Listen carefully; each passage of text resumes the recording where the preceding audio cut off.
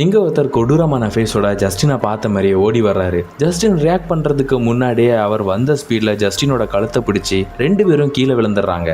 அவளும் போராடி பார்க்கறா, ஆனா அவர் ரொம்ப ஸ்ட்ராங்கா இருக்கிறாரு. ஜஸ்டின் என்ன பண்ணாலும் அவர் அவளை விடுற மாதிரி இல்ல. அப்ப ஜஸ்டின் பக்கத்துல நின்றுட்டு இருந்த ஜாஸ் அந்த கொடூரமான மனுஷனை பிடிக்க இந்த டிஸ்ட்ராக்ஷனை யூஸ் பண்ணி ஜஸ்டின் காருக்கு கீழே உருண்டு பக்கத்துல இருக்கக்கூடிய கடைக்கு உள்ளாடி போயிடுறா. ஆனா அந்த கொடூரமான மனுஷன் ஜஸ்டினை விடுறதா இல்ல. ஜோஸை தள்ளி விட்டுட்டு அந்த கடைக்கு உள்ளாடியும் வந்து ஜஸ்டினை பிடிக்க வர ஜஸ்டின் மாட்டிக்கிட்டான்னு நினைக்கிறப்ப ஜோஸ் அந்த கொடூரமான மனுஷனை ஓடி வந்து கீழே தள்ளி விடுறாரு. இந்த கேப்பை பயன்படுத்தி ஜஸ்டின் அவளோட கார்ல ஏறி உட்கார்ந்துடுறா. காரை ஸ்டார்ட் பண்ணா நினைக்கிறப்ப அந்த கொடூரமான மனுஷன் கண்ணாடியை உடைச்சி ஜஸ்டினை பிடிக்க ட்ரை பண்றாரு. இருந்தும் எப்படியோ ஜஸ்டின் அங்கிருந்து காரை எடுத்துட்டு கிளம்புறா. அந்த கொடூரமான மனுஷனும் விடாம ஜஸ்டின் போற காரையே துரத்திக்கிட்டு போறாரு. பின்னாடியே ஜோஸும் அவரோட கார்ல போறாரு. அப்படி போயிட்டு இருக்கிறப்ப ஒரு சிக்னல்ல அந்த கொடூரமான மனுஷனை இன்னொரு கார் வந்து இடிக்க அந்த கொடூரமான மனுஷன் ரொம்ப கோரமா இறந்து போறான்.